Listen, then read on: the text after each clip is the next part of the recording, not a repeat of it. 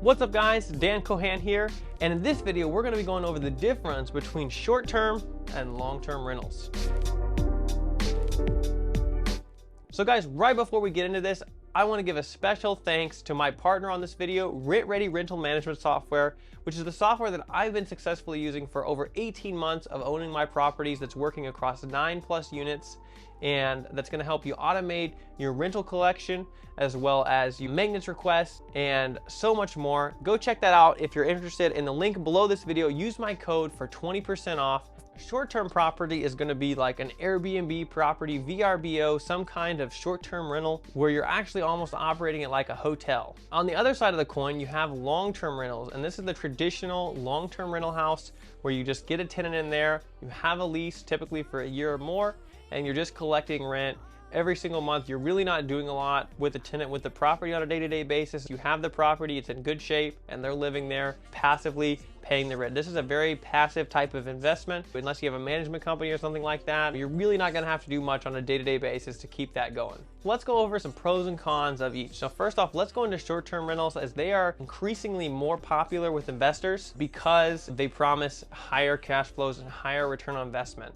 Yes, you can have higher returns, but this is really more of an active business where you're going to have to be actively involved on a day-to-day basis, probably depending on how short-term people are staying, making sure the cleaners are coming, checking in with the tenants, checking in with the guests. You're almost like a hotel operator. Yes, while you're going to be able to get a higher return on your investment in the property, you also need to figure in the time commitment. Another thing you need to factor in when evaluating a property for a short-term rental is you're going to have a lot higher upfront costs, and you're going to have higher ongoing costs with the property because you have to furnish the property totally, which could cost anywhere from $5,000 to $10,000 to $20,000+, which could throw off your returns to where you might not even be making any more money than had it have been a regular long-term rental. One more thing to consider with short-term rentals is that you, without a lease in place, if you're trying to rent this out short-term, you cannot actually use that income for getting more loans on other properties on the secondary mortgage market, or at least the property that you're using as a short-term rental will not help you qualify for that type of loan. Guys, if you like this content so far, go ahead and hit the like button down below. It's really going to help me and the YouTube algorithm and help get this message out to more people. If you're looking to get into a long-term rental, you're going to need an awesome property management software, and guys, I would recommend RentRedi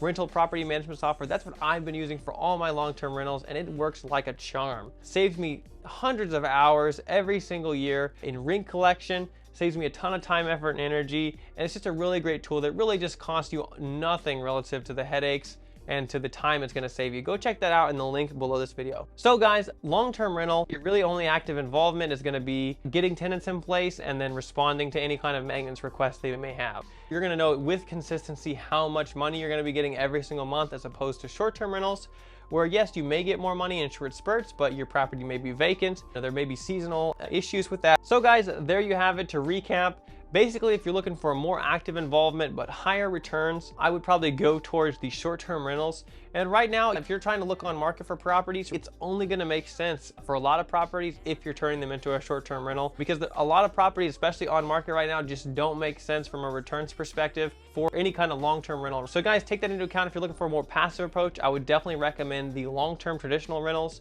as they're going to be the best bang for your buck that I found between highest returns and most passivity. So guys, if you like this video, please hit the like button down below. Check out RentRedi if you're looking for an awesome long-term rental management platform, and go ahead and subscribe to the channel and check out these videos. I'm Dan Kohan with RentRedi, and we'll see you guys in the next video.